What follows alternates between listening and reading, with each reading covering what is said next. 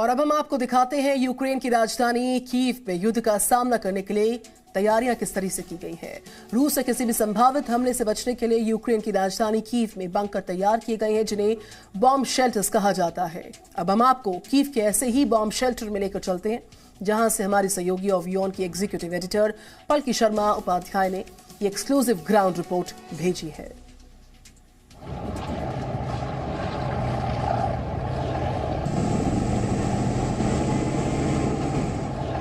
Ukraine की सेना Russia के संभावित हमले का सामना करने के लिए बॉर्डर पर तैनात है।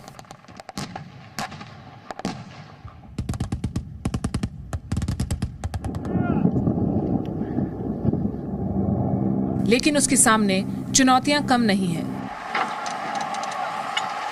किसी भी देश पर हमला केवल जमीन के रास्ते नहीं होता, बल्कि हमले की शुरुआत लड़ाकू विमानों से बम गिराकर भी हो सकती है।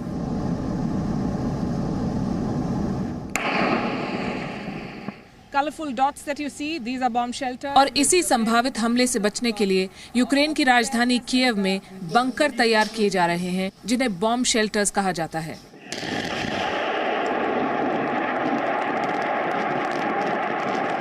रशिया की मिसाइल्स अभी यूक्रेन पर नहीं गिरी हैं, लेकिन बेलारूस में युद्धाभ्यास के दौरान दागी गई इन मिसाइल्स की आवाज यूक्रेन के लोगों के कानों में गूंज रही है। रशिया के लड़ाकू विमान भी यूक्रेन के आसमान के बहुत नजदीक मंडरा रहे हैं। और यूरोप में दूसरे विश्व युद्ध के बाद सैनिकों की सबसे बड़ी मोर्चाबंदी हो चुकी है, जिसका केंद्र बिंदु है यूक्रेन। यूक्रेन के पश्चिमी इलाकों में 975 किलोमीटर लंबी सीमा बेलारूस से लगती है और वहां भी रशिया की सेना पहुंच गई है। यूक्रेन की लगभग 1200 किलोमीटर लंबी सीमा मोल्डोवा से जुड़ती है और वहां भी रशिया की सेना तैनात है। और समुद्र के रास्ते यूक्रेन को घेरने के लिए रशिया ने ब्लैक सी में भी अपनी फौज उतार दी है। रशिया की तैयारी देखकर अमेरिका कह रहा है कि उसने यूक्रेन पर हमले की 70% सैन्य तैयारी पूरी कर ली है। यूक्रेन के पूर्व रक्षा मंत्री भी मानते हैं कि राजधानी कीव पर कब्जा करने के लिए रशिया के पर्याप्त सैनिक बेलारूस में मौजूद हैं।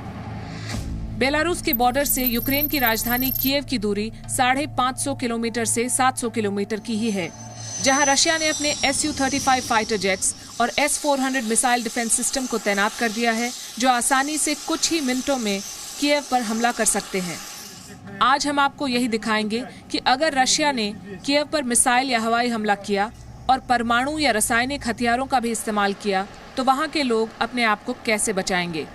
अब हम आपको इस बॉम्ब शेल्टर के अंदर लेकर चलेंगे और आपको दिखाएंगे कि परमाणु या रासायनिक हथियारों के हमले से बचने के लिए किस तरह की तैयारी की गई है।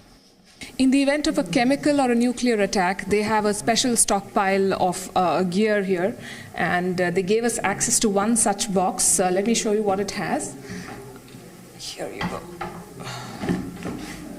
It has these special masks. I've got one of them out, and this has gas supply, I believe. I'll try and wear it and show you how this works.